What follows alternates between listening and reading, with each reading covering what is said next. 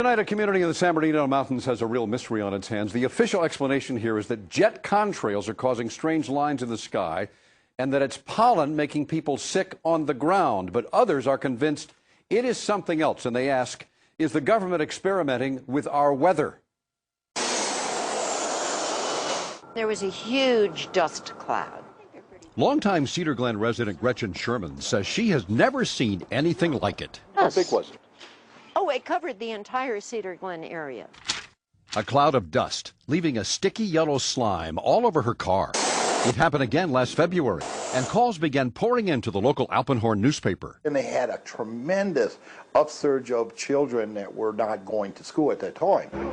Pharmacist Ed Burrows says it is the most mysterious illness he's seen in 22 years on the mountain. A lot of eye infection problems, upper respiratory problems, nosebleeds. The nearby March Air Force Base say it didn't come from them. Others said it was a pollen cloud. The Department of Health found a yellowish tint on a tissue submitted for testing. But, quote, there was no sign of any biological form, such as cedar pollen, and the test was ruled inconclusive. And it wasn't long before things ballooned into a sky-high mystery. The story is not just here in Crestline and the alleged yellow cloud. People say the government is up there in airplanes spraying all kinds of chemicals to change or manipulate the weather, leaving what you see there, and they call that a chemtrail. So what I look at there and I think are contrails, you're telling me are chemtrails? Yes, that a contrail would be dissipated by now. It would? Yes, it would. Chemtrails. On the internet, they are cited as proof of the government creating clouds to combat global warming. In response, the Air Force says that, quote, there is no such thing as a chemtrail. The actual contrails are a safe and natural phenomenon.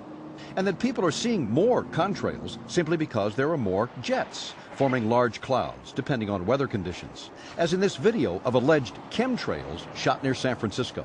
I think these are contrails. Professor Gregory Benford of UC Irvine works with the Department of Energy on weather research. That's very odd. They could be very large contrails. He says the DOE doesn't know of any jets spraying chemicals to affect the weather. However, he says we will probably see it in the near future. You've got to, in a sense, engineer all these so you get the right kind of clouds for the effects we want. It is called geoengineering, fighting global warming by putting a chemical dust in the atmosphere and reflecting harmful radiation back into space. You could use barium oxide, for example, which makes big fluffy clouds. You could use tiny little bits of aluminum, which is benign in the environment, and essentially manage the climate. And what I found was unusual spiking since the early 1990s in barium, aluminum. But Rosalind Peterson of California Skywatch says health department records show a sharp increase in both chemicals in the water supply of Northern California, dating from the time the huge contrails first appeared over her home in Mendocino County. What's the significance of the barium and the aluminum? I went and got all the tests, and all these things in the same test would be up way over state and federal standards. It had to be airborne, because how could it get to such diverse regions of our county? We have jets going in every direction. X's, east, west, north, south, circles. There is something going on in the air. I don't know exactly what, but I think there's some experimentation. Is it legal?